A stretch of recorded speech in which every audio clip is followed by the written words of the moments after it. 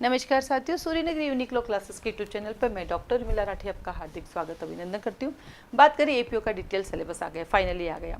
आप देखना, इससे पहले भी मेरे कई सारे ऐसे वीडियोस आए हैं जिसमें बार बार मैंने कहा कि ना इतना पढ़ना है, लेकिन फाइनल डिटेल आएगा ही, ध्यान रखना।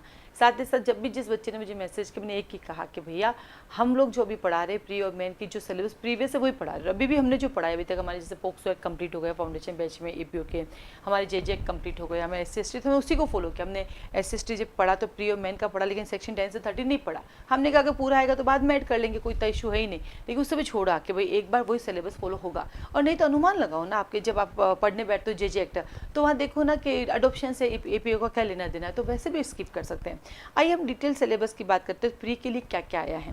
जिनको भी PDF फाइल चाहिए वो मुझे मैसेज करके मेरे व्हाट्सएप से PDF फाइल ले सकते हैं, बाकी मैं यहाँ पे डिस्कस कर रही हूँ, वो भी आप देख लीजिए। हिंदी ग्रामर का सिलेबस तो पहले जैसे ही है अभी भी, उसमें कोई चेंजेस इन्होंने नहीं किए। हिंदी ग्रामर के अंदर वही सिलेबस है आपके पास। तो हिंदी ग्रामर में देखो, सबसे पहले हम हिंदी ग्रामर की बात कर लेते हैं। तो सिर्फ विलोम शब्द आएगा हिंदी ग्रामर के आपके पास।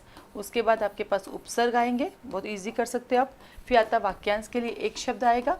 फिर आता है संधि आएगी, और संधि में भी देखो अयादी संधि नहीं है और विसर्ग संधि नहीं है। जो सबसे खतरनाक है वो पारिभाषिक शब्दावलियाँ हैं, ये आपको अनलिमिटेड पढ़नी पड़ेगी। पिछली बार भी लोगों के बहुत सारे क्वेश्चन गलत हुए हैं। फिर आता है आपके पास शब्द शुद्धि आएगी इसके अंदर, और देन आएगी आपकी वाक्य शुद्धि आएगी। तो इतने से टॉपिक हैं। आप चाहते हो कि इस क्या बोलते हैं, वाक्यांश के लिए 1 वर्ड आएंगे। आप चाहते हो कि हिंदी ग्रामर इंग्लिश ग्रामर में 30 में से 30 नंबर लाए जा सकते हैं, तो आज से अपनी हिंदी इंग्लिश पढ़ना स्टार्ट कीजिए, डिटेल स्टडी कीजिएगा, ताकि कोई भी ऐसा क्वेश्चन आपकी नज़रों से ना जाए। और इसके लिए हमारी क्लासेस भी ज्वाइन कर सकते हैं। सिर्फ हिंदी इंग्लिश की क्लासेस भी हमारे यहाँ पे चल रही है, आप केवल हिंदी इंग्लिश की क्लासेस भी हमारे यहाँ ज्वाइन कर सकते हैं। साथ ही साथ हम इस हिंदी इंग्लिश की क्लासेस के लिए एक नया रखेंगे कि डेली बेसिस पे जो पढ़ा है उसको हम सॉल्व भी करवाने की कोशिश करेंगे। देन आता है हमारे पास इंग्लिश का सिलेबस भी एकदम छोटा सा है। टेंस है इसके अंदर, इंग्लिश के अंदर एक्टिव पैसिव है, इसके अंदर डिटर्मिनेशन है, प्रीपोजिशन है, मॉडल्स है, एंड 1 वर्ड है। इसमें भी एक छोटा सा सिलेबस है, बहुत ज़्यादा सिलेबस नहीं। हाँ, बहुत बड़ा सिलेबस इसके अंदर नहीं है, तो आप इसको भी ज्वाइन कर सकते हैं।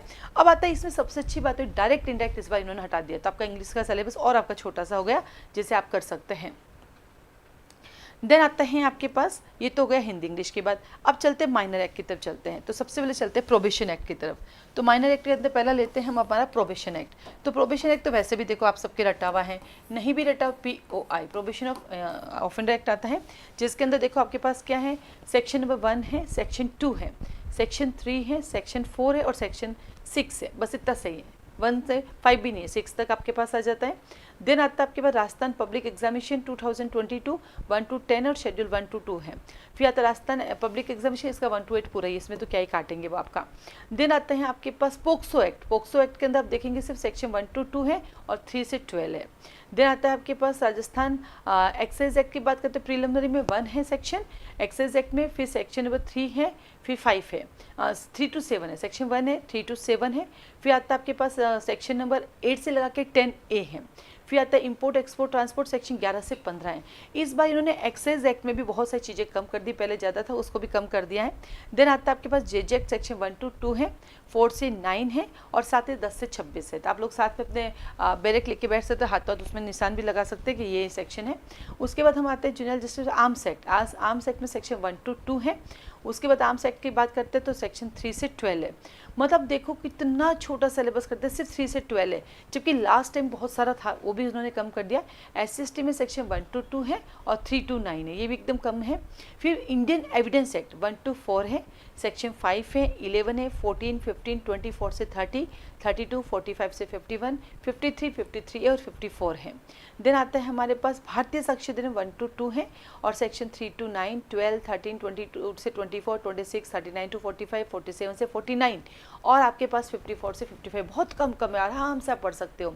देन चलते CRPC, सेक्शन 1 to 5 है, साथ ही साथ सेक्शन 6 to 25A है, 26 से 31 है, 41 से 60A है, सेक्शन 61 से 90 है, 106 से 110 है, 125 से 128 है, 133 से 148 है, 154 से 176 है। बस इतना सा, 176 के आगे आपको पढ़ना ही नहीं है, और जितना देते हैं उसी में से क्वेश्चन पूछते। लास्ट टाइम उससे पूछा। BNSS की बात करते हैं 1 to 5 है, फिर 6 to 20 है, 21 से 25 है, 35 से 62 है, 63 से 93 है, 125 से 129 है, 144 से 147 है। इस बार तो उन्होंने ये भी दे दिया आपको मेंटेनेंस के लिए 152 से 167 है, 173 से 196 है, और देन आता है आपके पास 196 तक है। दिन चलते हैं हम आईपीसी के पास, बहुत छोटा 125 है, 6252 है, 76 से 106, 34 149, 299 से 377 ये वाला चैप्टर पूरा है, और 378 से 462 ये भी चैप्टर पूरा है। और देन आता है आपके पास, अपन चलते हैं बीएनएस की तरफ। बीएनएस के अंदर सेक्शन 1 to 3 है, अभी तक हमने यही पढ़ा है। 14 से 44 है, ये भी हमने पढ़ा है। 63 से 99 ये भी हमारा भी हो गया। हाँ, यानी अभी तक हमने बीएनएस में जो भी पढ़ा एक्स्ट्रा कुछ भी नुकसान नहीं हुआ। 100 से लेके 146 है, 89, 190, 191, 194 है, 303 से 334 पूरा है। तो देखो कितना छोटा सा सिलेबस है। अब आता है इसको पढ़े कैसे। इसको पढ़ने के आपके पास दो तरीके। पहला, आप सूर्यनगरी यूनिक क्लासेस को ज्वाइन कर सकते हैं। हमारे यहाँ पे एक मैराथन चल रहा है 1 महीने का, आप उनको ज्वाइन कर सकते हो। उसमें जितने भी केसेस हम इस पर सारे लिखाएंगे तो वो आपके पास आ जाएंगे, पढ़ने का एक वे मिलेगा, और हम सारा एक बार सेक्शन कंप्लीट पढ़ाएंगे। ठीक है, प्री ओरिएंटेड एक तो हमारे पास ये। सेकंड आता है हमारे पास, आप सेल्फ स्टडी कर सकते हैं। सेल्फ स्टडी कैसे, अभी आपके पास आ गया, बढ़िया, इसको लिख के पढ़ना, चिपका दो। चिपकाने के बाद अब आप रोज इसको पढ़ना स्टार्ट करो और रिवीजन करो। जैसे हमारा बैच चलता है फाउंडेशन बैच का, हम क्लास शुरू होने से पहले जो हमारा फाउंडेशन चल रहा है एपीओ का, जो 10 से 2 बजे तक चलता है, हम पहले क्या करते हैं, आधा 1 घंटा पहले पूरा ना रिवीजन करते हैं। क्योंकि इसका एक ही है, जो जितना रट्टाफिकेशन करेगा वही निकालेगा, जिसको सेक्शन एक एक लाइन, क्योंकि ये इतना सा सिलेबस है तो कट ऑफ आप मान के चलो 90 प्लस ही जाएगी, हो सकता है 92 93 चल जाए। मतलब इस बार तो जो यहाँ मॉक टेस्ट में 100 में से 100 नंबर लाएंगे, 10 के 10 मॉक में वही प्री निकालेगा। सीटें 371 है, प्री निकल जाएगा, नेगेटिव मार्किंग है तो मेन भी आप निकाल लोगे। ठीक है, तो सेल्फ स्टडी करके अपना टाइम टेबल सेट कर। लेकिन सेल्फ स्टडी में एक ही प्रॉब्लम, कंटिन्यूटी नहीं हो सकती है। तो C4 कोचिंग, C4 कंटिन्यूटी, अपनी कंटिन्यूटी को बनाए रखने के लिए आप हमारे साथ ज्वाइन कर सकते हैं। हमारा pre oriented marathon batch join कर सकते हैं, जिसके अंदर मॉर्निंग बैच है 5 से सुबह 5 बजे से 5 से 6:30, वो आप आराम से ज्वाइन कर सकते हैं। और अगर फाउंडेशन बैच ज्वाइन करना है जिसमें लॉ प्री प्लस मेन पढ़ रहे हैं, वो है 10 से 2 बजे तक, वो ले सकते हैं।